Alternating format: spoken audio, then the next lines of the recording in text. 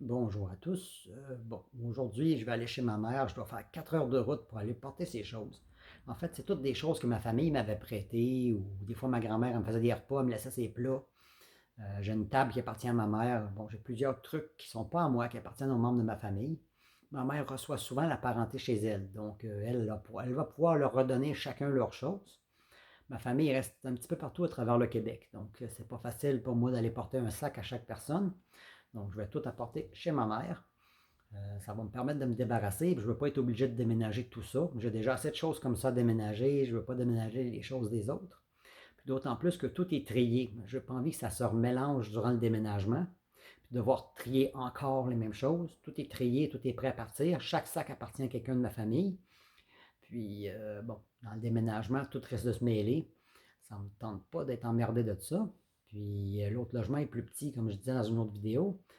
Donc, je vais aller me débarrasser de ça aujourd'hui. Ça fait quand même beaucoup de route pour aller porter des choses.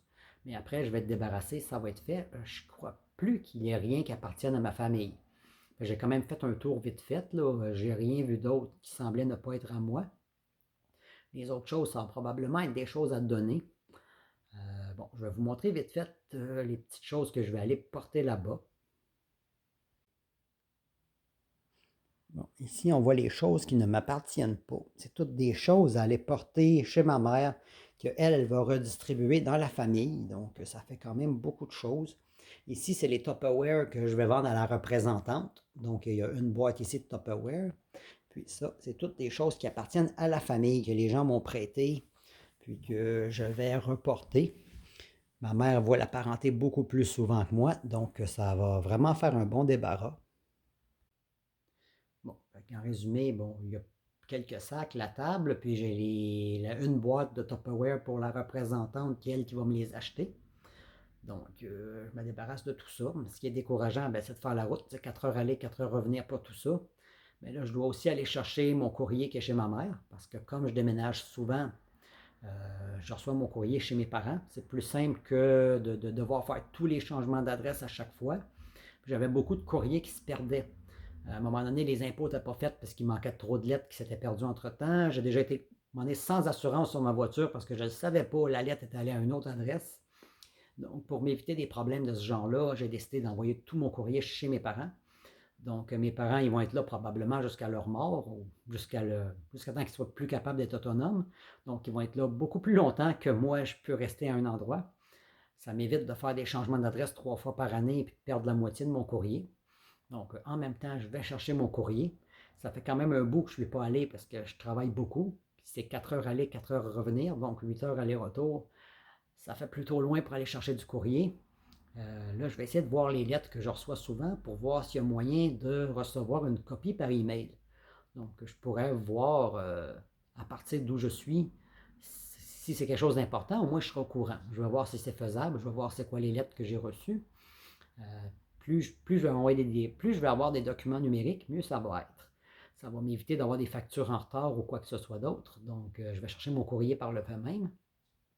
Puis, je débarrasse toutes les choses que vous avez vues. Ça va faire ça de moins.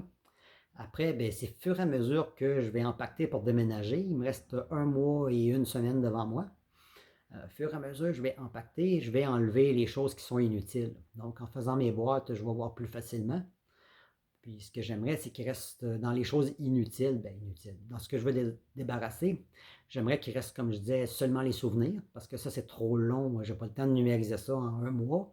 Puis, en 1 mois, je travaille, j'ai seulement une journée de congé par semaine. Donc, j'ai vraiment pas le temps de faire ça. Mais j'aimerais que toutes les autres choses soient triées.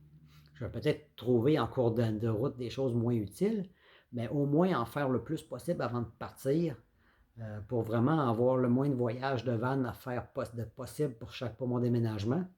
Puis je pars quand même d'un deuxième étage à un autre deuxième étage. Donc, moins j'en ai, mieux que c'est. Puis ce que je vais te donner, au moins, je n'aurai pas à le remonter là-bas. L'endroit pour les donations, en fait, c'est au même étage. Il n'y a pas d'escalier, rien. Donc, c'est plus facile d'aller le donner que de le monter au deuxième.